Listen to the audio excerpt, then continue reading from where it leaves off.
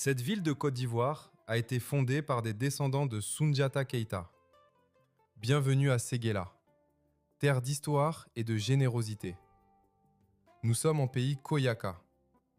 La ville de Séguéla a été fondée par les descendants de Mansa Oulé, le fils de Soundiata Keita. Les fondateurs de Séguéla sont donc des Mansaré. Aujourd'hui, beaucoup de Keita de Séguéla se font appeler Binaté, ce qui signifie « notre présence ne date pas d'aujourd'hui ». Les Binaté n'étaient pas seuls, ils étaient accompagnés des Koné, qui ont aussi joué un rôle important dans l'installation et l'histoire de la ville. Ils seront rejoints par les Bakayoko, Soumaoro, Diomandé, Timité et Dosso. Mais Séguéla ne s'est pas construite seulement par ses lignages. Elle s'est imposée comme un véritable carrefour commercial.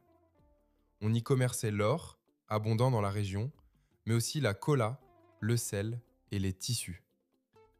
L'attractivité de la ville attirait des érudits et des voyageurs, ce qui renforçait le rôle économique et culturel de Séguéla. Grâce à ses réseaux hérités de l'empire mandingue, Séguéla s'inscrit dans la continuité des grandes traditions commerciales ouest-africaines.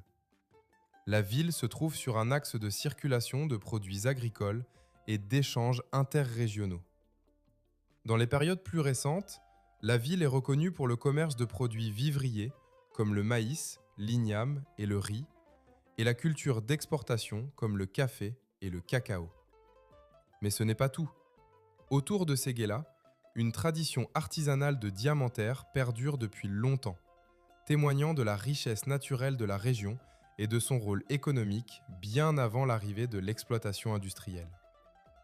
En résumé, Séguéla est une ville au patrimoine riche et à l'aura singulière, où histoire, générosité et commerce se rencontrent pour façonner une identité unique au cœur de la Côte d'Ivoire.